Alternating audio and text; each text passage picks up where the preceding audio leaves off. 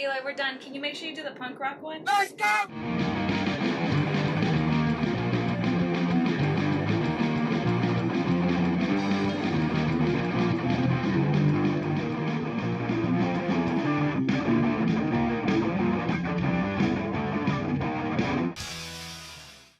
was just hitting the punching bag, with their faces. It's mostly both of you that I don't like. Okay, Jessica's on a laugh attack right now. Okay, so you know what, Jessica, when she gets on a laugh attack, that's like when you're in a trauma bond. Am I right? Because it's this cycle that you can't get out of. And I'm glad Jessica's opening with this one because I like this energy. She's always made me feel like I'm super funny, and I'm not. They have a great sense of humor. I don't know. Because my brothers are like, you're the least interesting one to look at. All my life, I've had to see that. Kim Kardashian said that about Courtney. I know. Oh my God. But I meant. I was about to say, there's no way one of us said that. No, but you guys say it like you're not funny. You're not funny. I like my brothers confidently. Not you. You just said you guys. Robert, Eloy, and Abraham definitely have been like, you're not that funny. And I'm like, I'm fucking funny. Yeah, Jess, but you think everyone is, so it doesn't. I've already ranked you guys, and to be honest, my ranking might change. So, what's your ranking? I don't want to say my old one, but so far, Cindy, you're taking the lead. Yay! You are tied for the lead. Okay, good. That's all I wanted to hear. I don't care about. No, they have totally different sets of humors, and they have different sets of humors, but they both make me laugh. Like that matters. Who's the other one? You and Eloy. I think all of my brothers are funny though. Yeah. Eloy has his moments when he's in a good mood and like the stars align. Sure, I'll throw him that bone. Yeah. Well, when all of them, yeah, but. Yeah, I think my brothers are really funny. I wouldn't say like, oh, I'm the funniest one, but I feel like I'm up there. I don't feel like they're like, no, you're not that funny. I'm like, I think all of my siblings are hilarious, but it doesn't take much to get Eloy going. At least I feel. And then Cindy, when you're with her, she's just it's just kind of natural. Like she's not trying to take over the room. It just happens. And then Robert, you need either need to have a person he needs to impress, or you need to figure out how to get him started, because he's like dead until either someone that he wants to impress walks in the room, or everybody's just kind of firing, and then he's just like, let me jump in. I see the hypeness. Like you need to really get him going. Abraham's hilarious when you're more one-on-one. Jess isn't funny at all. I'm pretty funny. So I'll put that out there. I make myself laugh. I'm like number one on my list, so anyone is great. A small list. No, Jess is good. She'll hit you like out of nowhere. That's what I like about you. Jess was like, did you just come up with that in your own brain, Jess? Did you see it somewhere? Like I always don't understand. I think Jess is my notebook, and then when someone says something, I go, wait, I wrote something down. Let me go back to 1997. I knew it was going to come in handy. This is why I love you. This is why we have a podcast together. You're so cute. Welcome back, everybody, to the Primas Podcast. I'm Cindy. Hey, Jessica, how's it going? Hey, welcome back, fam. If this is your first time logging on, welcome to the Primas Podcast YouTube channel. This podcast is a good combination of, I would say, The Office meets The Kardashians, meets the movie Mi Vida Loca. And you just proved it, Cindy, because you quoted The Kardashians. First of all, that's from your perspective, because I would not. None of those three things come up for me. I think for me, like it's drama. I'm between like. For me, it's like Jurassic Park, Family Guy, and Titanic. Duh. What about you, Martine? I get more American History X vibes. Like Kirk Stomp, like a little bit of we hit you with some like beautiful moments, you think, and then out of nowhere, bam, right in your face. Like really aggressive, gross, rapey violence. That's mostly when you come on. Yeah, for sure. Yes. All right. Well, okay. That was a great way to start us off. Jessica was prepared, and then it derailed really quick. Okay. So today we're talking about trauma bonding. Has anyone ever heard that term before? Because I literally just found out about it. No, I haven't, Prima. Tell us about it. Well, obviously, we've heard of trauma and bonding separately, but not together. I think, can you stop doing meth while we're recording? No. Jeez. Jesus. Okay. So this topic is gonna be about, I would say, relationships. Relations. We've talked about stuff like this before, but we're gonna focus a little bit on the why we stick around or why we're attracted to unhealthy relationships. And I think right now, like in the media, we hear a lot of like glorifying of toxic relationships. Like that's a new word, toxic. And it's being used a lot, which I like because then you can put a word and a face to the situation. And so trauma bonding, from my understanding, I'm going to give like the Google definition so that people can know what it really is. But what I got from it was that it's a bond that you make with someone who's being abusive to you. The bond is made through, there's a cycle. So there's abuse, and then there's like love bombing.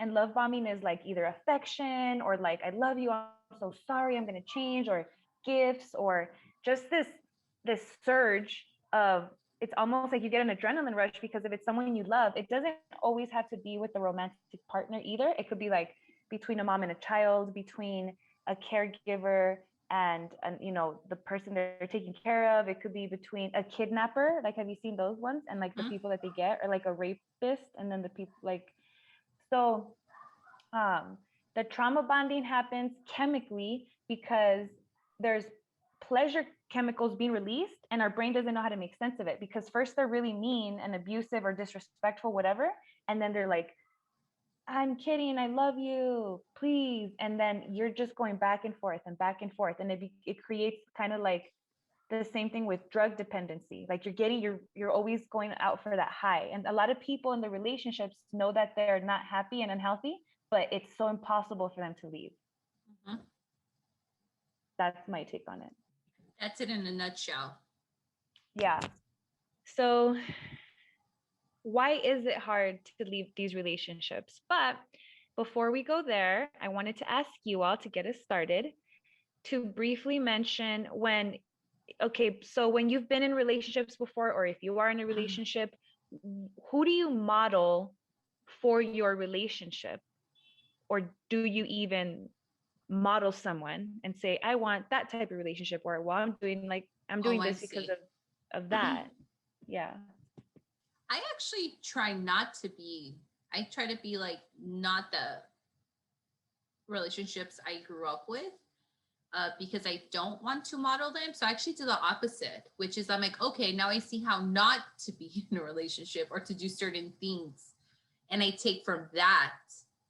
And then I try to do something in my own relationship at that time and just try to make sense of it. Because as I've gotten older and I look back at all my histories, it's like, right, you're playing in rewind. You're looking back at all those little moments where you're trying to take away from the relationship and be like, okay, moving forward, I'm not going to do that. Or moving forward, you know what, this didn't really work out, so I want to try this next time. But I don't have a specific model that I idolize besides Beyonce and Jay-Z. Mm-hmm. Okay, yeah.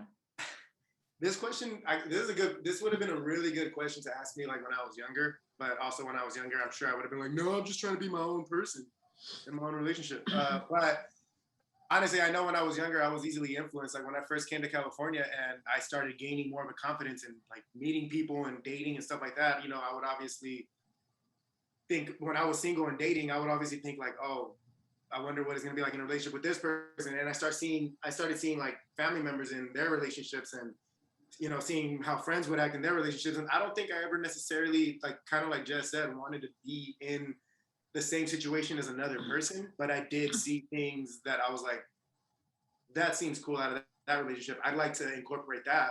Or I like that they're communicative, if that's even the right way to say it. You know, I want to, and so I want to take, that way of how they communicate in that relationship. I want to, add that to my relationship whenever it was I did get it. But now I think being in a relationship, especially being in one as long as I've been in, I don't think there's obviously going to be a lot of similarities in a lot of relationships, but I don't think there is one way to model perfectly. Like everybody's characteristic is so different. Like I said, there's going to be a lot of traits that you see that are like, oh, we do that too, but it's so still different dynamics, different personality. So I kind of agree with Martine. I erased my answer and I want to use Martine's answer. So I think for me, I wanted to be like, when I saw happy couples, whether it was on TV or whatever, like growing up, I wanted to be those couples that like they looked happy and then they got married and then they would travel and take pictures and then they had a baby. And I really wanted that. Even though I knew in the bottom of my heart, maybe in my mid to late 20s, that I was starting to like really struggle with that idea because I didn't see myself in that role. And so, but I'm like, no, I'm going to try my hardest. I want to get quote unquote married. I was still really open to that. I don't know why. Open because I've always, for the most part, been like turned off by marriage. And so, but I started to get open about it because I saw these people and I'm like, if they can do it and look so happy, I want that. And then the close relationships around me, my two older brothers to me had really healthy, I don't know, right? Like, this is everything that we see. And I was like, they look so happy. I want that. I want that level of foundation. They have a very strong foundation. And so that's, I think, how I modeled my behavior or my relationships. And it didn't work out because I had a lot of trauma and the people, okay, so trauma bonding, people mostly will get into these situations if they experienced childhood trauma, right? So like childhood trauma will manifest itself in adulthood in various infinite type of ways because we're all infinite beings. We're all so different and unique. And like you guys said, you couldn't even picture something because you're so unique. So it's foreign to you to say like, oh, I looked at that person, thought I like what they got going on. So yeah, okay. So my mom, I talk about this a lot, used to hit us when we were younger. She's old school Mexican. This was very normal at the time, but I don't know how traumatic it was for my brothers, but for me, it was it sucked. I was scared of my mom. I didn't like getting hit. I think my brothers took it more like, because they were a little bit older. They had each other. Where when it was with me, I would like cower like a dog, like, and my mom was like, whatever. And so even though it's old school Mexican and stuff like that, it's still abuse, right? And so when we get older and in the Mexican community, the cycle is so there. It continuously repeats itself. So it's your mom, right? That figure. Around what age did you start to make that connection with like, oh shit, it's childhood trauma and I'm now seeing it? Because you and I have been in multiple relationships as opposed to a lot of people in our family, right? They have like that one long-term partner. Yeah. So like, when did you notice that pattern when you're like, wait a second, hold the phone? Around what age?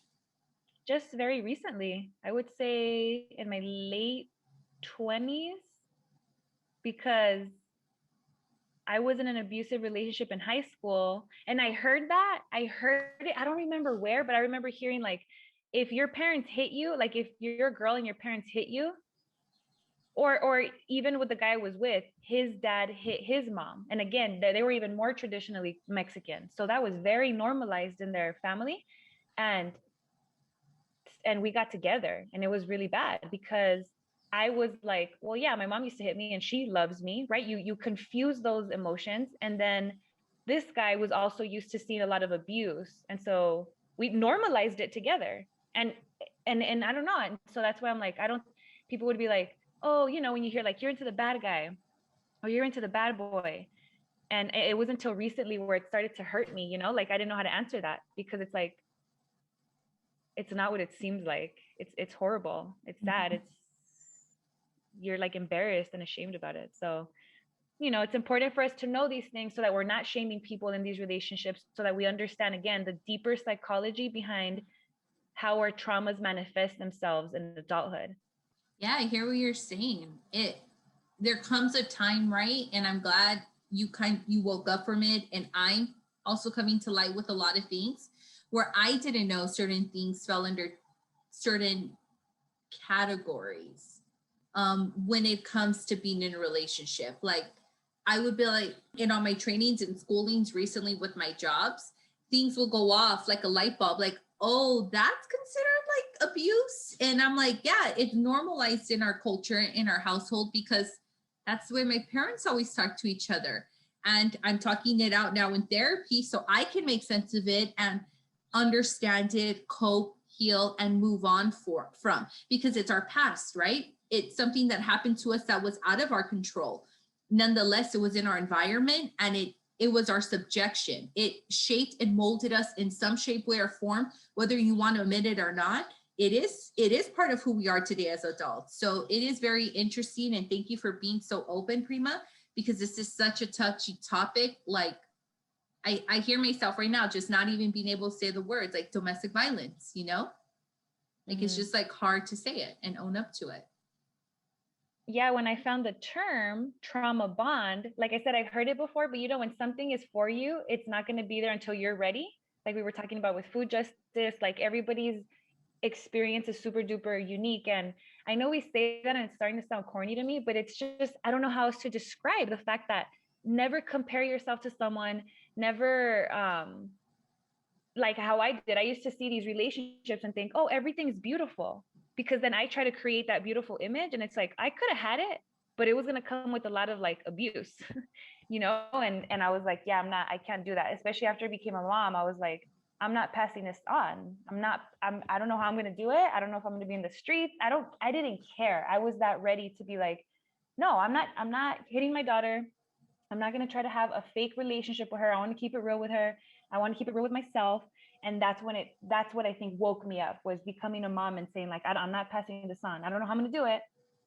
I don't care if I end up alone forever because of my traumas, I'm just, obviously I am doing the work. But saying the word trauma bond, when I read on it, I broke down crying. And even right now, I was getting ready to talk about it again. And I'm like, okay, well, what are the solutions or whatever? And I just hear little things and it's so triggering. And I'm like, why? Is it because I'm on my period? Is it because I just maybe haven't gone there yet? Like I haven't made that connection really, really. And it makes me feel a little sad. See, it's coming up again, because I work with a lot of women with DV, and I'm just like, what's going on? Like, I think even me, I'm like, I think I've been put in this position because these women are having such a hard time in life, and they have kids, and they're not even able to be there for their kids. They don't have stable housing. And you know what I mean? Like I want to learn how to help, but I don't think I'm there yet because I'm still processing my stuff. So it's good. It's good. I'm glad that it came up for me. But yeah, it made me emotional. I was like therapy, it's just like, oh shit, that's triggering. Mm-hmm. I feel like this topic is a little harder for me to touch because of the fact, I'm gonna put it out there. It's obvious. I mean, I have a certain type of privilege being a man, that very unfortunate that, women, for some stupid reason, women can't seem to not, and it's not on the fault of the women at all. It's clearly society's and the way it's been for generations of how men have treated women and how that's been going. So I clearly am, this is way out of my league of being able to have my 2 cents, because like I said, I feel like even, I'm not comparing anybody's trauma or anything. I'm not even trying to do that, but I just feel, I know a little bit of my sister's story. I know a little bit of my cousin Jessica's story. So it's just kind of like, like I said, I'm not trying to compare, but it's kind of hard to be able to even give my experiences, because I don't know. I don't like to feel bad for myself. So, and I don't mean that I don't mean to disrespect anybody by saying that. I just mean more like, I don't like to feel bad because, like I said in another podcast, I don't really like thinking about the shit that I've been through that makes me feel bad. That's just the type of person I am. It's weird. I do have my moments, don't get me wrong, but where I think about, stuff that's affected me. It always happens, but I try my best not to do that. So, and within hearing your guys' stories, when we have our one-on-one moments and just, when we hang out, cameras off, just us, I hear your stories and I can't even imagine what the average woman goes through. Cause this isn't just, oh, my cousin and my sister have the worst luck. It's, women in general. Like you guys can't run around the Rose Bowl at 11 at night. When it's funny because Wendy and I it's not funny, but Wendy and I just had this conversation. Like she asked, I wonder if people come here at night to the Rose Bowl to run the way they do during the day. And that instantly made me think, because we were going to have this topic, that made me think like, damn, I could without a doubt and have both my headphones on. You know what I mean? Like just those different, just those two different lifestyles alone, like from what a man can do compared to a woman, like, I don't know. I don't feel I deserve the right to really share so much, because this is more, like, and I think it's give out not the even experience to the listeners that need to understand this, like the young listeners that are trying to hear this, like let the young males that are listening to this understand where you women are coming from, because a man, I don't know, it's hard to explain. Jess, what were you saying? I was just going to say, and yeah, I don't think we're talking about it in just specifically like romantic relationships. That's a huge factor in this topic, but it's also like, I've been very open. Like I'm working on relationships with my parents and the way they've modeled their relationship and even the way I am. And when we're talking about this stuff, like, don't get me wrong. I don't just, I know Cindy, you said when your mom would hit you, you would just kind of curl, and I wouldn't. And I see myself doing that. Like people would push my buttons. And this is why I'm also in therapy. So I'm not so reactive, because I don't like to get like that. I don't have my emotions under control. And I could be really hurtful and disrespectful with my words. And I've also in the past have broken property of others. And I think that's part of like that trauma bonding, because my parents did that to themselves in their relationship. I would see it. And then so I would go out and, you know what I mean? Like I would trigger and do things, but that's what we just said, like we would normalize it. And it's not okay to react like that. And I didn't think breaking property or throwing things was considered domestic violence. And it is. Just because you're not, and I think in our culture, we were always taught, well, as long as he's not hitting you, that's it. Or as long as I'm not touching the other person, that's enough. But it's not. And it's these cycles that we're involved in our childhood trauma that it's in our environment that we just didn't know any better. And growing up, I see like where my dad got his environment from and how he is and why he is the way he is. And he just never dealt with it. And so forth with my parents. And I'm not blaming them. All I can do is just put work on myself. So like Cindy said, so these things don't continue. These cycles don't keep rolling over to our daughters. Yeah. And I think it's cool that we keep saying environment, because this is literally what the whole podcast is about. It's about when we're trying to judge someone, or when we're observing others or life or even ourselves, it's so important to always look back to why are we the way we are? It's because of our environments growing up, throughout our adolescence, even now, your environment still shapes you. And so, but once you're aware of it, that's when you start making breakthroughs. This doesn't mean your environment sucks. It just means, wait a minute, that's not healthy. Know how to identify it. And so it's so important when we look at homelessness, domestic violence abuse, drug use, people, like we keep saying, trauma manifests itself in so many different ways, that if someone has a substance abuse problem and I'm over here in an abusive relationship, that's how our traumas are manifesting themselves. I'm no better. The person doing drugs is no better. The person having an eating disorder is no better. Like none of us, we all are doing the best that we can with the resources that we have. And some of us don't have those resources, or some of us are not even aware. And so we won't seek out those resources, because even when you are aware, like Jessica said earlier about her therapy experience, she still had to lie to get those services, because they're not preventative. They're, when something crazy happens, come talk to us. And it's like, well, something crazy happened. So we have a sick care system, right? Our sick healthcare, if someone said that, sick care system, where they only want you, our system only cares about you when you're sick, when they can profit off you, when they can give you pills. They don't want to prevent that. They want you to have these psychotic episodes. They want you to have a mental breakdown because it'll benefit that. I've heard it, that the medical system it doesn't cure, it treats symptoms from that unnatural causes documentary. And I wanted to say something earlier, Martin, you said about the Rose Bowl and women walking at night. There's been times that I like to go hiking by myself a lot, but I have to do it at a particular time in the day, and it has to be a particular trail.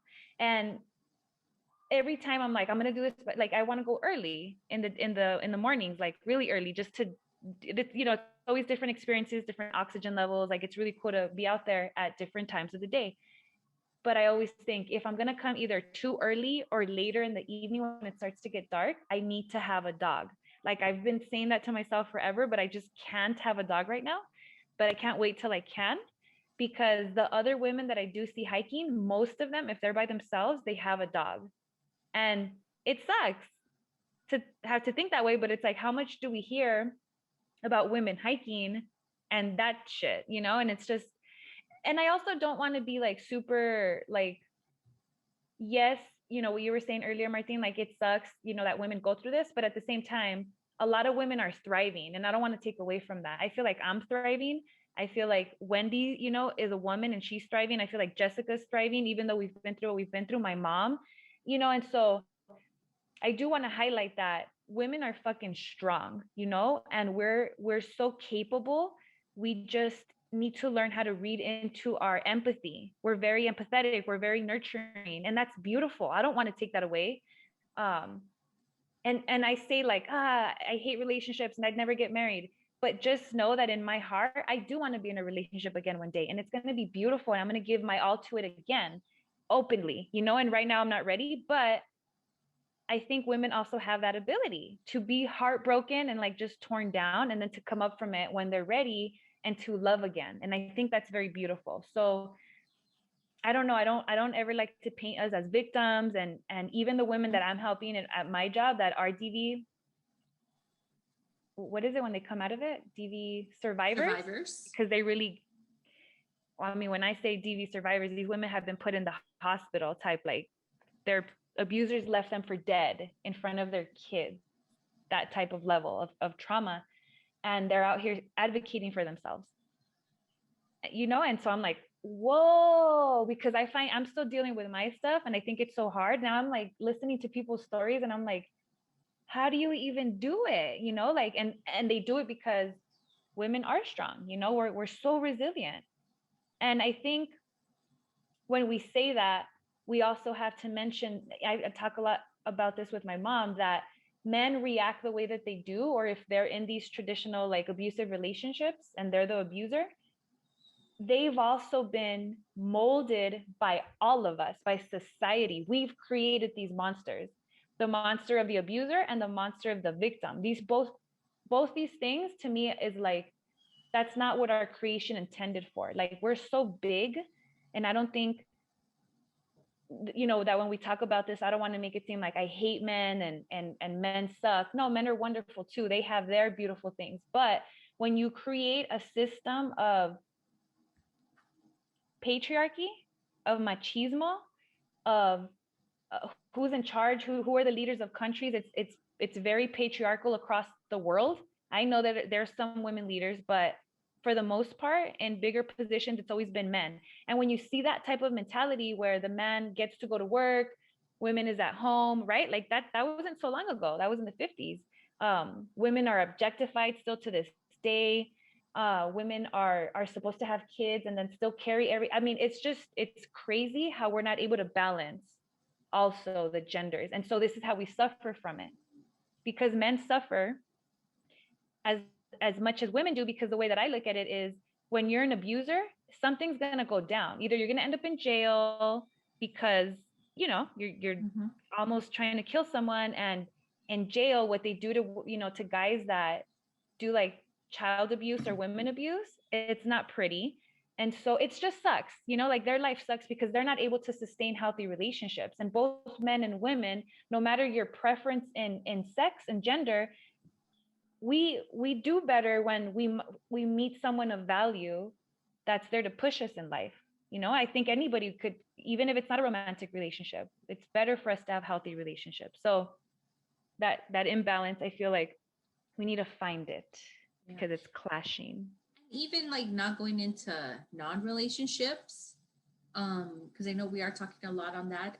Even when it comes to my friendships, I'm much easier to let go of those toxic ones that I've noticed or that are red flags right away. I'm like, nope, I don't even entertain the idea. And as I've gotten older, it's easier to let go of people that I've known for years for that reason, because it's my own peace of mind where, we grew up like, oh, well, this is your friend and you're going to have them for life. But it's like, nope, that's not the way the world works. Like, it's like, I got to put myself first. And it's hard to put ourselves first. I don't know why is it so hard, but I'm still practicing that.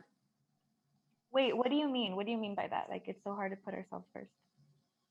To think about my well-being first. Like, I don't need to have this toxic person in my life, but we were conditioned to have these people, whether it be family, friends, or romantic partners, to sort of deal with it because they love us, but it's not healthy. But it's healthy in the sense because, it's normalized in our culture and everyone's doing it.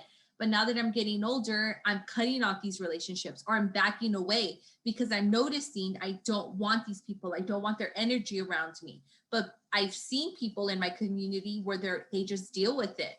And it's why do we have to deal with it when it's causing, you know what I mean? It's just not good for us. So that's what I mean about not putting us first. I totally see where you're coming from with that part. I think it is, I'm someone who I think I've been taking, I still have to figure it out, but I'm getting better at it, that I kind of get taken advantage of a little bit. Not necessarily for like money or things like that, just of, just asking me for a lot and stuff like that. And it's always been hard for me to say no, because then you don't want to argue with that person. And then, the easiest answer is for someone to say, well, just cut them off. They're clearly not good for your health. And like, yeah, but you are conditioned. Like I'm getting to your point here, Jess. Like you are conditioned to be told that, especially if it's like family, that no, family's first. Nobody ever tells you growing up, that's embedded in you. No, I feel like no matter what families you're coming from, it's family first. At least in the people of color community, we're told for sure, like family's all you got and things like that, and so you confuse that with like, well, I understand families first, but when does my family start caring about me? You start getting into those situations, but then you start thinking like, well, I don't want to lose this person because I'm told, you're afraid to really stand up for yourself because, like I said, you're conditioned to believe like you need these people in your life. That's how it's supposed to be. No other way away from that. Some people have been able to master that. Some people really can be like, no, I'm cutting you off. Some people are really good. A lot of people say they do that, but they really don't. It's hard, and I get it. I get the sympathy of that. Like you can be around the most toxic person ever, and that's what attracts you. And I guess that's what comes with that trauma. That's probably something you were, raised with. So you're just kind of like used to it, and you're conditioned to think this is okay. So it all kind of comes from something. But like, yeah, you're conditioned to believe things like, your relationship, whether it's family or romantic or just a friendship, you're supposed to stick with those people forever. Yeah, exactly. And that's where it gets unhealthy. It's like, why does it need to be this way? When you start stepping out of the box and questioning, like, nah, it's okay to be like how Cindy said, like, it sucks, but if I have to be by myself forever, I'd rather be by myself. I'd rather die alone than to be in an abusive situation, or whether it's physically or emotionally. Just like some people, like I said, some people have been able to master it. A lot of people aren't. And it is hard to break from that cycle. I don't think it's as easy just to be like, cut them off. It's not sometimes. Like, it's not that easy. Because even if you don't want to cut, like maybe you don't want to cut them off. You just need to figure out how to like distance yourself from somebody because you clearly still care about them. But, people know where you live or have your number or something. I don't know. It's easy to get harassed. What's crazy? I move around a lot, and it's because I don't want people to have access to me. So that's funny that you said that, because people are always like, "Why do you move so much?" And I'm like, "Cause I'm fucking paranoid, man. I'm still dealing with my traumas." No, Cindy, you move around because you're broke. You're looking for the next deal. No, I've always moved to like. You can never double up on the lease. She's at the end of her and my mom are always like, all right, we got to April 2022. So let's figure this shit out. Cindy's always incognito. You're like a ninja. You just show your eyes and you move like a cat. Sometimes when I go visit, I'm like, whoa, I didn't even know you were in the room, bro. You're like, I know, I mastered it, Jess. I'm like, it's unnecessary. When I watch you when you're asleep, it's for surveillance purposes. It's not creepy. But anyways, so I think our society is really fake. And both of you alluded to it. We're hypocrites, especially in our culture, because the moment you do start looking out for yourself, because you realize like, oh, we're being hypocrites. We're not really having each other's back respectfully, unconditionally. We're not. We're doing it to gain something out of someone in the family. You know, like, I'll rub your back if you're like, no, wait a minute. Why can't we have unconditional support and love and respect? Then you don't got to do me a favor. I'll happily do you a favor. And there's this really cool quote. I have it on my mirror right now, and it says, "Be loyal to yourself first." And it sounds very selfish because we've been manipulated to think that putting others first is the good thing, but that takes us away from ourselves. And that's what how can you weaken someone? By dividing them apart and conquering, right? We've heard that before. That's what the Europeans did to the natives, is like divide and conquer, divide their culture, make them weak, divide them from their foods, from anything that they recognize that's going to make them weak, and then we can conquer them. So it's the same thing with the self. If we divide them from themselves, if we create all of these distractions, food, games, the media, celebrities, stories, anything, then on top of that, it's like, oh, you don't put your kids first? Oh, you don't put your loved ones first? You put yourself first? That's selfish. And then it's like a mixed message, because it's like, if I'm not taking care of myself, how the hell am I supposed to be there high quality to my loved ones? I'm not a fucking mediocre mom. I meal prep, you know, I'm on top of my shit. I have routines, I have schedules. I don't know a lot of people that live the way that I do. And people call me crazy and stuff like that, but that's me putting myself first, because I want to be a good mom. I don't want to yell at my kid when I'm frustrated. My energy needs to be right. I don't want to not perform well at work or for the podcast. In order for me to do the things that I want to do, I got to put myself in that place. And that's why that quote's there in my mirror, is be loyal to yourself first, because you're going to get pulled in all these different directions, and people are going to tell you, oh, you're a bad mom. Oh, you're a cheap person. Oh, you're a bitch. Oh, you're weird because your car. None of those things can matter, because you got to be loyal to yourself first. And it's not a bad thing, you guys. It's not a bad thing to be selfish. It's definitely not. I think we should start normalizing I'm not defending anything that I was saying earlier. I was just putting that point. I was adding a point onto Jess when I was saying that we're kind of conditioned to be like, yo, you got to be with your A1s. But I think so. I'm disagreeing with that point, but it is how a lot of us were raised, and how a lot of us are continuing to still be raised. That's why it's hard, like you were saying. And that's okay if that's how you have like your life philosophy. But I think we also need to start normalizing it's okay to say that I'm selfish. I mean, I think morally you'll start understanding, like, yeah, I got to make sure I'm good first before I can help somebody. And then that's when you're okay. I was literally just talking to Jess, and I'm not going to get into specifics, but I was literally just talking to Jess earlier about, dude, and it's, I don't know. I was always somebody when I came back to California, after high school, I was somebody who constantly needed help. I didn't know how to handle my money and stuff like that. And people like Jess, or even my sister, had my back all the time. I was just talking to Jess about this. And now, I always felt bad, because it wasn't like people would help me and I would forget. I know it may seem that way because it's awkward to bring up, like, oh, remember that? I'm about to bring up, remember that time you loaned me money?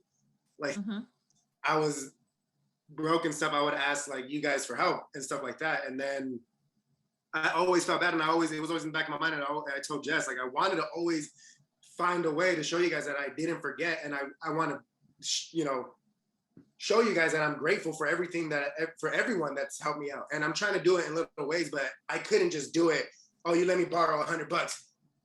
I wasn't smart with my money, but now I'm in a position where I'm trying to give back to those in little ways that I can, not necessarily just money, but whatever services I can offer. Now that I'm okay with myself and I started putting myself forward, like I'm in a better situation. I'm in a healthy relationship. I'm in a really great living situation. I can travel and visit my family from Colorado or even out here in California that live far out from me. I can go do that more comfortably without asking anybody for anything. I don't need nobody to fill up my tank. If anything, now I'm in a position where because I've become so comfortable, because I overcame all the bad experiences, I'm now offering whatever I can, if I can. You know, I'm not just being dumb and being like oh, here's $300 because I see struggling. I'm gonna give what I can, and I'm gonna be honest with like, dude, I can't give you $300, but I can give you 10. That's better than nothing. You know, like I want to offer my services whatever I can now without compromising what I need, my responsibilities and what I need to get done. You know what I mean? Good for you, brother. You're taking care of your needs, and that is putting you in a position to be able to take care of others. Yeah, I'm great. I'm a great person is what I'm getting out of this. You're so cute. I'm proud of you. I got armpits. I think we're all being super vulnerable right now. So I appreciate it, guys. It's not easy. I'm ready for the solutions part. OMG, you read my mind. I'm telling you. That's like so crazy. Martin, you don't even know. This happens like 10 times a day. It's like so weird. Every day. You guys need to just scissor it already. Just get it out of the way. That's such a male perspective. I know. Shame on you, Martin. Trump 2024. Okay. Solutions. So that's great. Yes. What are the solutions? If you know someone, if you're in a toxic relationship, this is no judgment. This is inform yourself, because I used to be in horrible situations, and what helped me was to educate myself on domestic violence, on trauma bonding, on childhood trauma.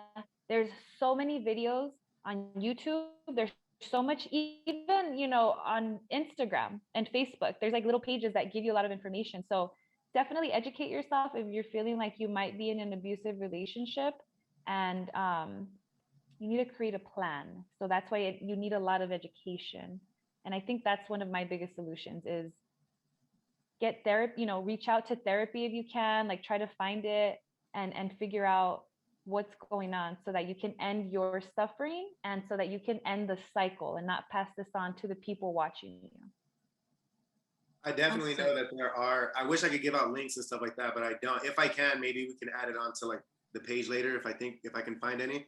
We can add them like to the YouTube page or something. But I know there are articles because it's a lot of the situations about like, I'm assuming a lot of people that are in situations that are this, horrible are always asking like, well, what can I do? I don't know. How do I it's easier said than done, but I know there are clear examples online that you can find articles of people that have been in this, I don't want to say the same, but similar type situations.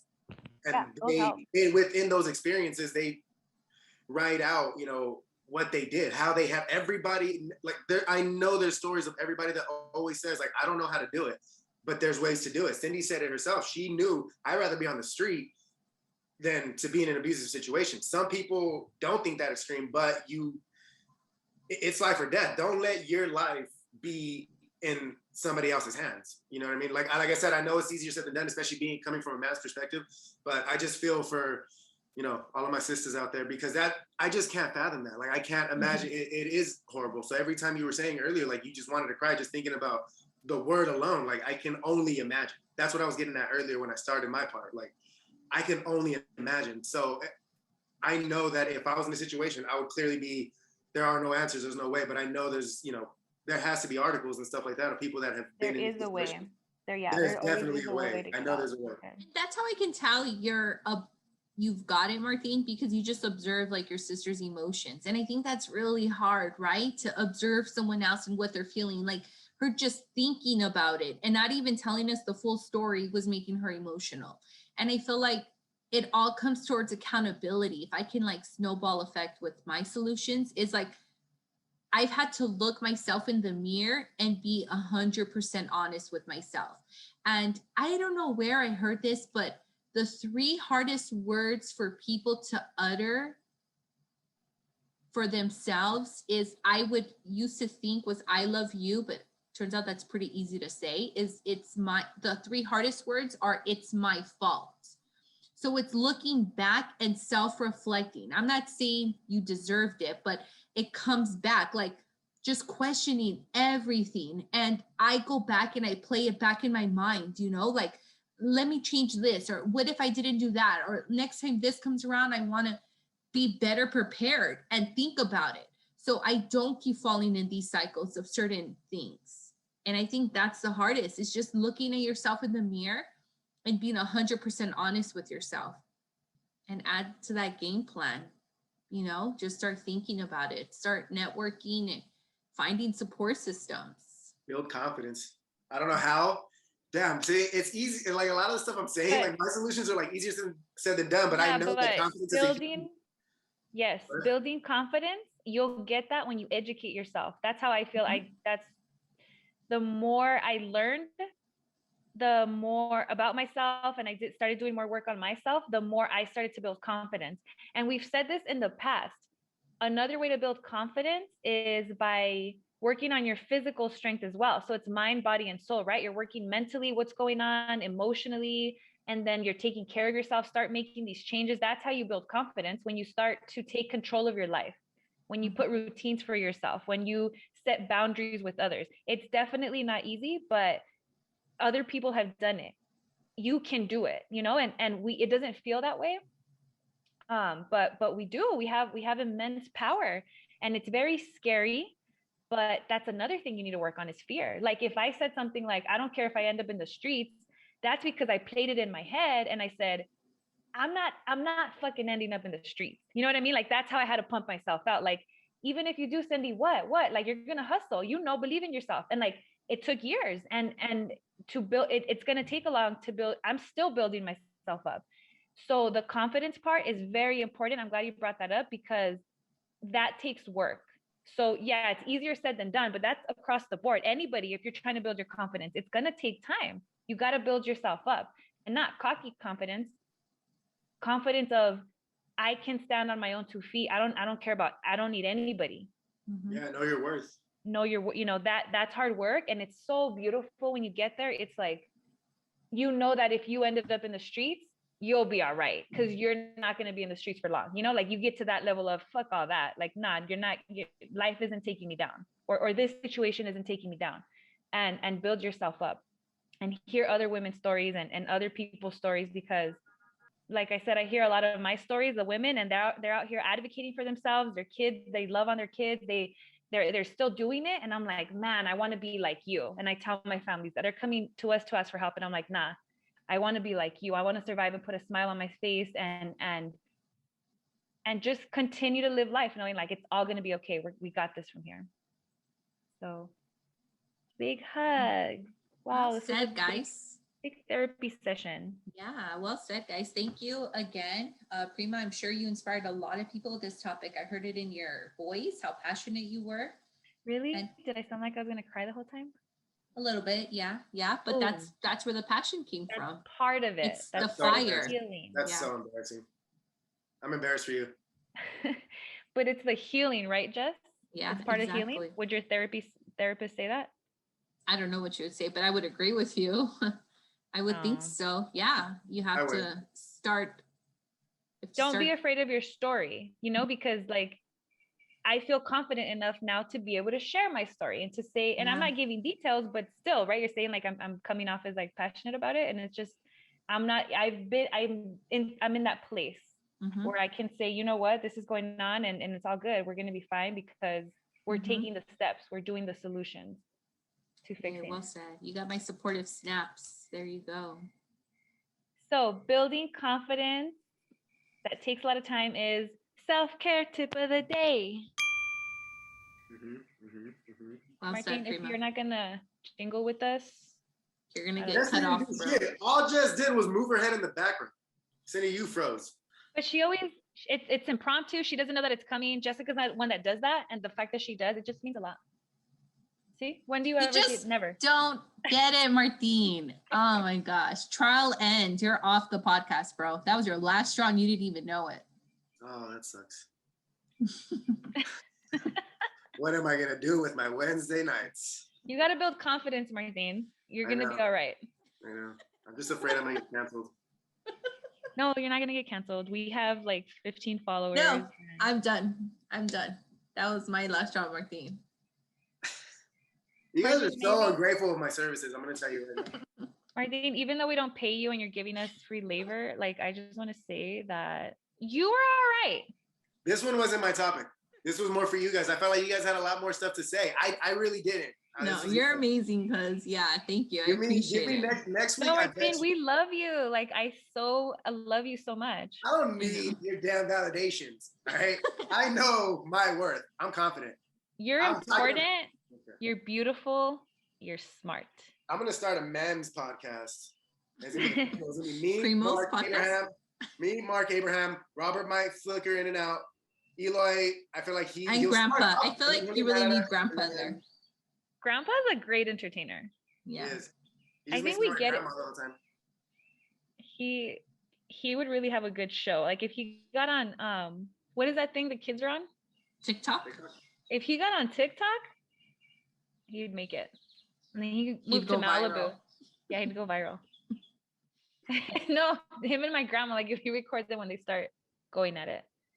I know, That's sad. have a See? camera on them. All right.